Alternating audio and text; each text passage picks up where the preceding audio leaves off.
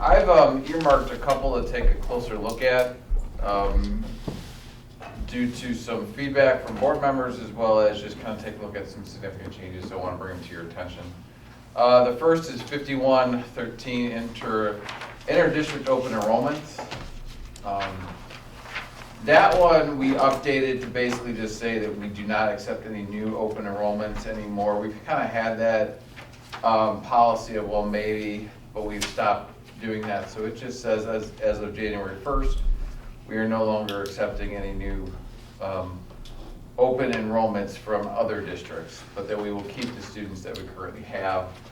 We had questions about tuition. We do not charge tuition. There are some districts who do. We do not charge tuition, as well as we currently have 37 open enrolled students. And then we are letting them stay through graduation or any type of break in enrollment. So the 37 is students outside of the district. Yeah, there were 37 outside the district who are And then mostly middle school. tenured. Most of them are middle school and high school, no longer. I was gonna ask. We stopped, what, probably about 5 years ago, probably. Yeah, so by now they're up there.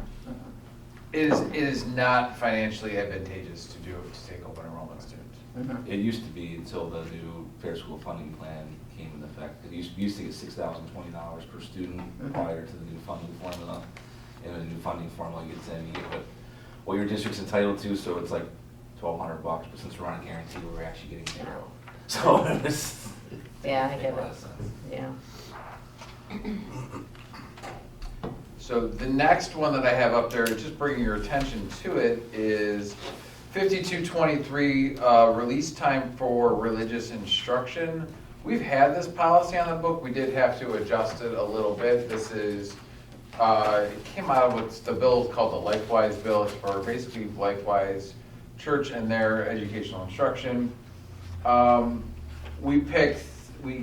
We had a lot of choices in this one, and some of the selections that we're recommending. Our transportation, so LifeWise does bring a bus to pick students up if they want to form a program with us. There is release time that they are not to miss core classes. In terms of lunches, if students require lunches, we will provide them with a bag lunch if we know ahead of time. And then we are requesting that any LifeWise people or any people who work with our students submit to background checks. So I've heard that LifeWise wants to start programs with us, but we've had some issues with follow-up from them, kind of just touching base to form a meeting. So I do expect that to kind of get followed through with that.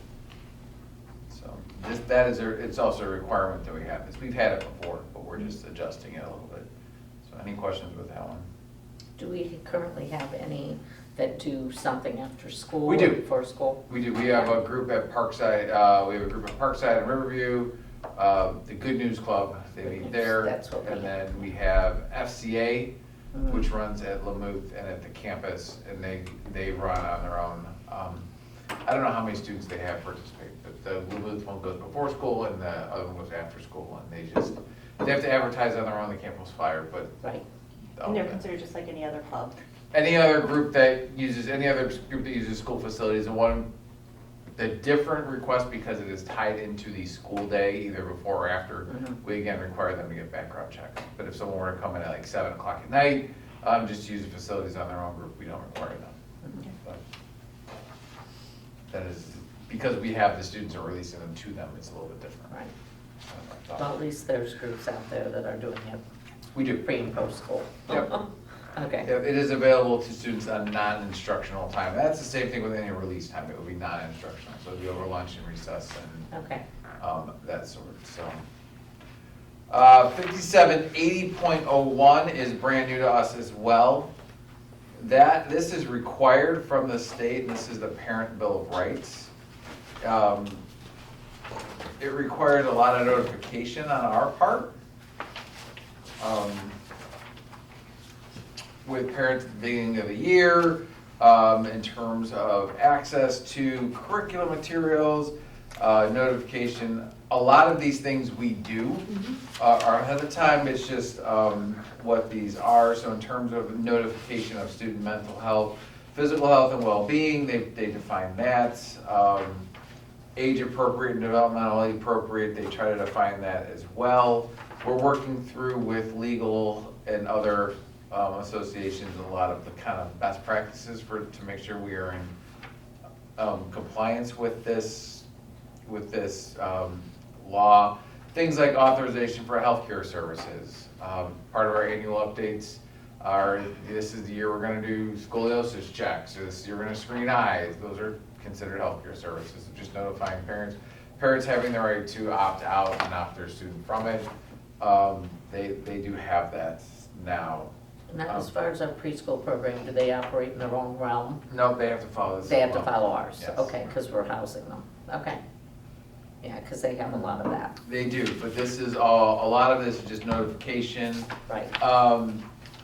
Any type of material that parents don't agree with, whether it's a book, whether it's something that they have a right to appeal, we do that now. Anyway, we listen to parents, we usually provide an alternate option for them. Also includes access to software privacy agreements, which is covered under another bill, another policy, but this is another one. Parents have a right to look at privacy agreements we have with software companies and what we share and the contracts we have with technology providers. And again, this one is all driven by revised code, correct? It's all, we have to have it, it's all driven by, it's all there. And then just really, again, like for instance, freshman class reading list, it goes out to every single parent. Yes. There's about 20 books on it. Yep. Parents have to sign it. These are all things that we've been doing. So These there's are- not really a ton of change here for us. None, this is, other than just we have to document it and, well, We- a lot of it we're gonna use through our website, public, here's our Okay. website, here are our parent rights. No, we'll have a whole section for that. So again, I just, Um, anybody who might watch this want to make sure they Yep. understand, we've been doing a lot of these We things. do. We didn't wait for the revised code, it's just now there's a formal policy that tells us. It really is, we do a lot of these with one, and parent will come, I don't feel like my son or daughter wants to read this, but okay, we'll find a different option. We provide a lot of choice, we are continuing to provide a lot of Absolutely. choice and provide more choice through that. A lot of the new science of reading stuff a lot of the issues came from secondary. With the new curricula in the elementary schools, it's more prescribed, more basal readers, more, hey, you're just reading this. We may have some issues with that, but we didn't get any this year. And so, and we're always really working with parents whenever we have issues, we'll find suitable alternatives. That's always been the way we've acted and we'll continue to. The last one, which is required, 7421, restrooms, locker rooms, shower rooms, and changing orders. Mrs. Grassi did have some questions about this one as well, so this is a great place to discuss some of this, and I think it's with a definition. So, Do you have a question like that? working through this, so I gotta find my.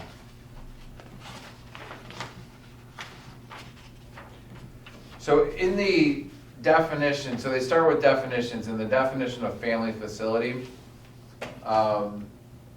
she states, 7421 prohibits the district from building multi-use bathrooms, yet we're building bathrooms in our classrooms that are purported additions to Riverview and perhaps Buckeye also, since our policy indicates we can't do that, these bathrooms would have to be removed from the plan. So when you look at family facility, it says family facility means a family restroom or shower room that does not have more than one toilet or shower.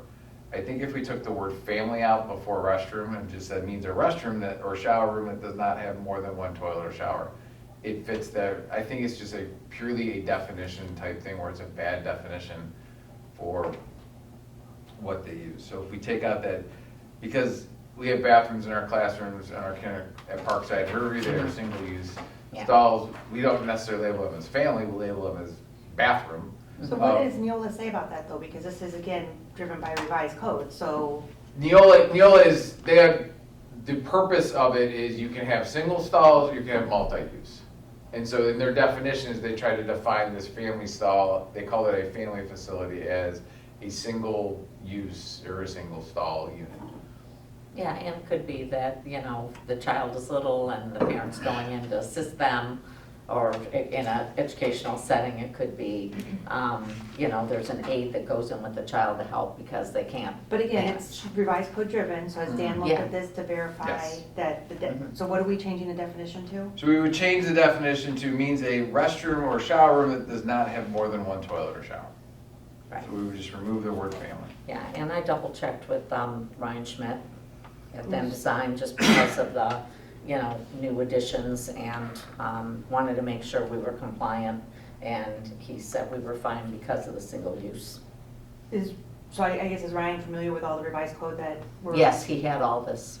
He has to be because they design and they have to be compliant. Okay, again, I think our attorney needs to weigh in, so Dan weigh in. Yeah. And I think that's where, and I will confirm with Neola as well, that they're removal of family. Thank you. And their attorneys, because I think that's, yeah, that was the one where if you take that out, that's my recommendation there. And now, I'm willing to bet the next Neola update will have minor tweaks to it. And because there's gonna have a bunch of tweaks to it. That's how these These- things yeah, go in there. These, you typically don't get this many policies, and the next update's gonna have all this stuff in the budget bill as well, which will be a Right. lot. Now, in the CTE wing, there's two single use from what Yes. it's on the plan. Yes, Okay. so even in the CTE, when we had one that we were going to designate as a multi-use with or a male with both a toilet and a urinal as a thing, and we removed the urinal. So they're both just Okay. single-use restrooms. Part of And that then, was space constraints too, so. Yeah, there's Yeah. some space constraints, but it also, right, it's either the room has one or it's got many, yeah. and that's kind of where, And what happens like after school hours, like let's say a teen comes and they're using the girls' restroom? we have to put a sign on the outside that says, if it specifically says girls, we have to put a sign outside that says, away teen male, Yeah, okay, yeah. yeah, because I know those situations Yeah, happen. but our locker rooms are not, I don't think they're actually specifically designated like that, they're home and away typically. Home and away, okay, all right, good. But we have to change anywhere where there's a sign that is correct to match their biological gender. Mhm. Okay, So where that is, I think those are for our facilities. I'm not sure with facilities that we use from other vendors. So Mhm. like that Perry, or I would assume Perry has to follow with our swimming. I think we assume Perry has to follow with whatever the law is, but mhm, that's a facility that we are using Okay. and not one that we maintain. right, So. okay. The only other question we had from Belinda was on 26, it was 2260.02, and that's just one that we were removing because it is old and outdated. And so we replaced it with 2460, but it's just a really old policy we're just recommending to get rid of. And what was it? That was 2260.02, which is special ed. So that one was, it's actually called Rights of Disabled Students, and then we've changed that, and that's been replaced with 2640, and it covers it, so. A lot of the other things in the beginning are all just kind of clean up. And all Okay. that. So with that, I open it for any other questions, or any other specifics that caught anyone else's I mean, the attention. majority of these are revised code driven, so. Most of them are revised codes driven, most of them really kind of just tweak little things, get some things in order as well to kind of realign, as they'll go through and they'll check some things like Okay, anything on the horizon? that. Budget bill's coming through, so working through it. They just released the House one last night. I have 82 pages of changes. I think I'm on page 4. I'm hoping it's a really bad April Fool's joke, Um, because one of the. It wasn't good. One of the provisions was, first of all, it slashed the funding back down. We're not gonna fund the fair school funding plan was the one thing. But on top of that was requiring the budget commission, because the budget commission, there's disagreement on what their powers are and what they can and can't do, but it requires the budget commission that if a school district's cash balance is more than 25% of the prior expenditures, that they will reduce our taxes down Wow, to maintain that cash balance. Our minimum cash balance policy is 90 days, which is essentially 25%. yeah, On the spreadsheet simulation that sent out last night, there are 527 districts that have a cash balance higher than 25%. mhm. So, So they know this. So it's, to me, it's not really a budget, it's just Yeah. it's a calculated attack on public schools. I mean, that's my opinion, but. Wow. All right, but it seems like there's a lot of Well, we get- well, they discussion get- still, isn't that, did you, when you went down, was there a lot of people? So I just want to be careful, because again, it is a It's- policy meeting, so I just want to make Yeah. sure we're talking about policy, Oh, you know. okay, Some of the policy implications, I haven't gotten through all of them yet. There will be, I'm sure there will be some that come through. I haven't seen So to we'll just where it keep is. It's, the House is adding some types of provisions in there. A lot of the policies that'll come out of it, in terms of diagnostics and those sorts of things and what they want, timelines and all that. So, it's gotta get through. The way this, it'll get, the Senate will release theirs, and then they'll go into committee and behind closed doors, hammer it out, and on July 1st, we're like, oh, well, look at that. Well, this one got added, or this one got, so we'll see kind of what comes from it. so that's the real deadline, July 1st. Yeah, there's a lot of other bills that are kind of just sitting there now, that will have some implications. But where they go from here Mhm. is kind of the question and what they're signing through. So Okay, they're doing a lot. I don't know if it's a lot of good, but they're doing a lot, and they're adding a lot of administrative tape at some points. Mhm. Okay, Yeah, but to tie it back to the policy piece, a lot of districts like us have a cash balance policy that would essentially be Yes. setting us up for failure if that was actually put in the law, which I would hope it doesn't, but, you know. Surprises.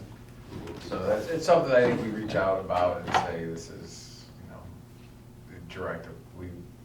Good fiscal stewardship is you have a cash balance policy, we have this in place, yeah, and now you're basically saying that we are to break our own policy. There's a lot, just on the cash balance policy, like, we're a district that's heavily on property taxes and not heavy on state funding, where like Painesville City is heavy on state funding and not property taxes, so they're getting 24 payments throughout the year. We get large chunks at one time, so you need that cash balance because you're gonna have cash balances like this throughout the year. And that's why in prior policy and finance committees, we chose the 90-day cash balance policy. We could go less, but that was to have a nice safe balance because those ebbs and flows of how our cash balance goes. But, if the state's gonna put something like that in place, how does that work with, more people now are opting to pay monthly on their taxes? we still Does only that get, affect you? No. yeah, we still only get the settlements Okay. twice a year. Okay, I think it just gives the county money they collect interest on. I don't know if that's how it works or not, but Yeah. but it's also, I just happen to see it's that. easier for taxpayers to pay on a monthly basis than Yeah, you get that large bill twice a year, and it's like, ooh, okay. yeah.